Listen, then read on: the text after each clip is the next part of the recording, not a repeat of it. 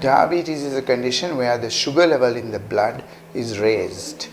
Now, we all have sugar in our blood, and this is very tightly controlled by insulin, and there are other ways in which the sugar levels are kept under tight control. Now, diabetes happens when the control mechanisms are defective, and the high sugar is quite poisonous to the internal organs, particularly the blood vessels in our body. And in the initial period, the complications start to build up, but it is not felt by the patient for a long time. It may be anything up to 10 years before complications from damage to the small blood vessels, especially the capillaries, start to show up. So we could call this a silent killer for that reason. The smallest of blood vessels are damaged, particularly in the back layer of the eyes and in the kidneys, and also those blood vessels supplying the nerves. So we have a problem with vision, kidney damage and nerve damage, which will show itself up in the form of a leak of protein and gradual accumulation of toxic products because of the kidney failure. And then at that point you will start to feel ill, and most of the time when you see the doctor, it is fairly late in the day, and the time where you could actually prevent the development of these complications was when you were feeling well but living with high blood sugars. So the important message is to screen. People are screened to detect high blood sugars and then manage to keep the blood sugars under strict control if you are to avoid running into serious problems 10, 15, 20 years later.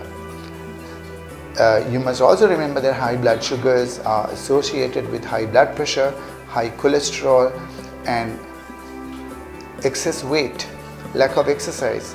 This entire package, and also you must not forget cigarette smoking. All these things contribute to heart attacks and strokes at a young age. And sugar control for that reason is extremely important, along with stopping cigarette smoking, controlling blood sugars and cholesterol, keeping your weight under control.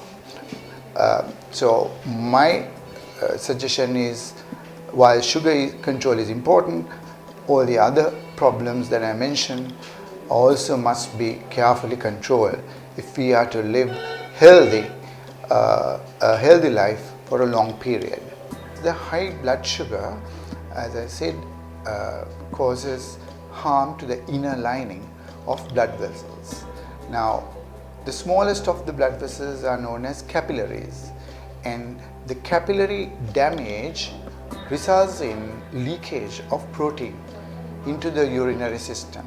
So one of the earliest signs of kidney damage with diabetes is protein in your urine, which can be detected long before the blood tests show an abnormality. Only when 60% or so of your kidneys are damaged, that blood test starts to show the evidence of kidney inadequacy.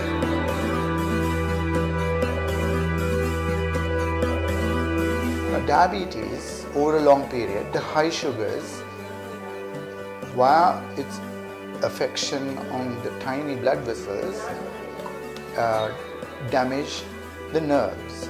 Now, the nerves to our feet perform some very important functions.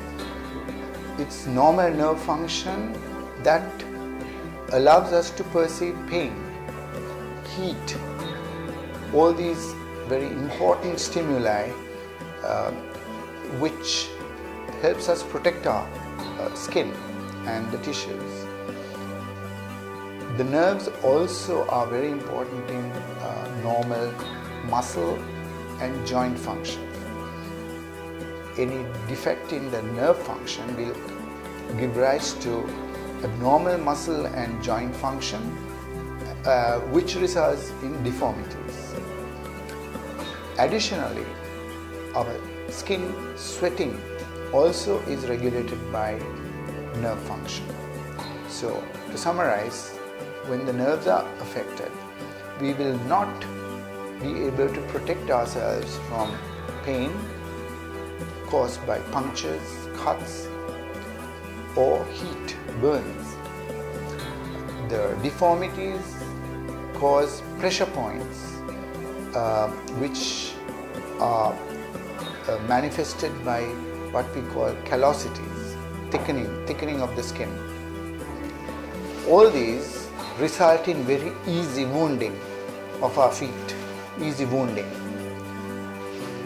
Now, because of a lack of sensation, when people wound themselves, they don't realize it and they do not seek proper medical care, and delays are very common. High blood sugars also damage the circulation, and poor circulation doesn't help the healing of wounds. Wounds get easily infected. So, easy wounding, faulty healing results in serious problems. Amputation of toes and amputation of the leg, entire leg around the knee level. If you look at the worldwide figures, it is estimated that every 17 seconds or so, a limb is lost because of diabetes somewhere in this world. So, it's a very important cause of limb amputation, and you know that once a person has had an amputation, the quality of life, lifespan, all these things become seriously impaired. The important thing about the diabetic foot is that with proper education and complying with advice, you can prevent injuries. Once you've lost sensation, you need to protect your feet by wearing appropriate shoes, footwear at all times, and also checking out your feet between the toes for any tiny injuries, because all wounds start very small and it is just neglect which results in them reaching a large size and all the complications from that. If there is an injury and if you have detected it early, you need to wash it, clean, and then see your doctor, because infection could easily take a grip on these tissues and gives rise to pus formation, tissue death, and all of this can be quite invisible, hidden under the skin for quite some time.